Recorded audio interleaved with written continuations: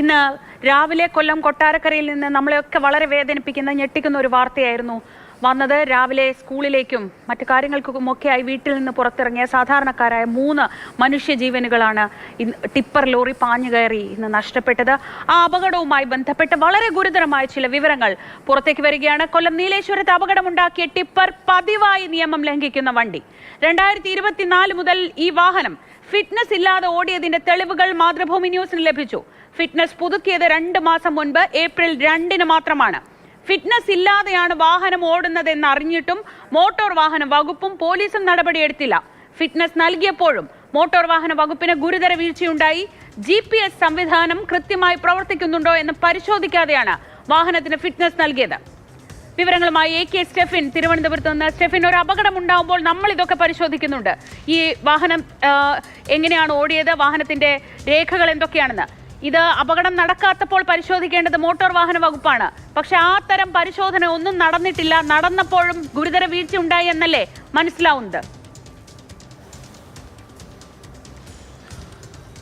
ശ്രീജ, തീർച്ചയായിട്ടും വലിയ ഗുരുതരമായ വീഴ്ചയാണ് പോലീസിന്റെയും മോട്ടോർ വാഹന വകുപ്പിന്റെ ഭാഗത്തുനിന്ന് ഉണ്ടായിരിക്കുന്നത് എന്ന കാര്യത്തിൽ സംശയമില്ല. ഈ വാഹനത്തിന്റെ കാര്യം മാത്രം എടുത്തു പരിശോധിച്ചാൽ ഇതിന് നിയമലംഘനം നടത്തിയതിന് ഒട്ടേറെ തവണ ചെല്ലാനിട്ടിട്ടുണ്ട്. ആ ചെല്ലാനൊന്നും പൂർണ്ണമായും തന്നെ അടച്ചിട്ടില്ല.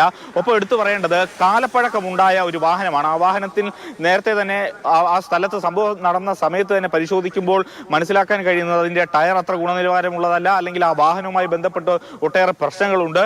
17 വർഷം കാലപ്പഴക്കമുള്ള വാഹനമാണ്. അങ്ങനെയുള്ള വാഹനത്തിൽ ഈ മണ്ണടിക്കുന്നതിനൊന്നും തന്നെ യാതൊരു തരത്തിലുള്ള നിയമ തടസ്സവുമില്ല. പക്ഷെ കൃത്യമായി ആ വാഹനത്തിന്റെ അറ്റകുറ്റപ്പണികൾ നടത്തണം എന്നുള്ളത് ഏറെ ഗൗരവമുള്ള കാര്യമാണ്. അതുകൊണ്ട് തന്നെ ആ വാഹനത്തിന് 17 വർഷം പഴക്കമുണ്ട്. ഒപ്പം എടുത്തു പറയേണ്ട പ്രധാനപ്പെട്ട കാര്യം 2024 അതിന്റെ ഫിറ്റ്നസ് അവസാനിച്ചതാണ്. അതിനുശേഷം ആ വാഹനം ഇത്രയും നാൾ ഫിറ്റ്നസ് ഇല്ലാഞ്ഞിട്ടും നിരത്തിലോടി. അത് പലതവണ പോലീസ് പിടിച്ചു, മോട്ടോർ വാഹന വകുപ്പ് പിടിച്ചു. ഒടുവിൽ ഏതാണ്ട് ജനുവരി 30-ന് ഈ വാഹനം പിടിച്ച് ഫിറ്റ്നസ് ഇല്ലാഞ്ഞിട്ടും 250 രൂപ മാത്രം ഫൈൻ അടച്ചു വിടുകയാണ് ഉണ്ടായത്. ആ വാഹനത്തിന്റെ ഇനി തുടർന്ന് അത് വീണ്ടും നിയമലംഘനം നടത്തുന്നു എന്നൊന്നും പരിശോധിക്കുന്നതിന് വേണ്ടി കഴിഞ്ഞില്ല. അത്തരത്തിൽ ഗുരുതരമായിട്ടുള്ള വീഴ്ച മോട്ടോർ വാഹന വകുപ്പിന്റെയും പോലീസിന്റെയും എല്ലാം ഭാഗത്തു നിന്ന് ഉണ്ടായി എന്നുള്ളത് ഗൗരവതരമായ കാര്യമാണ്.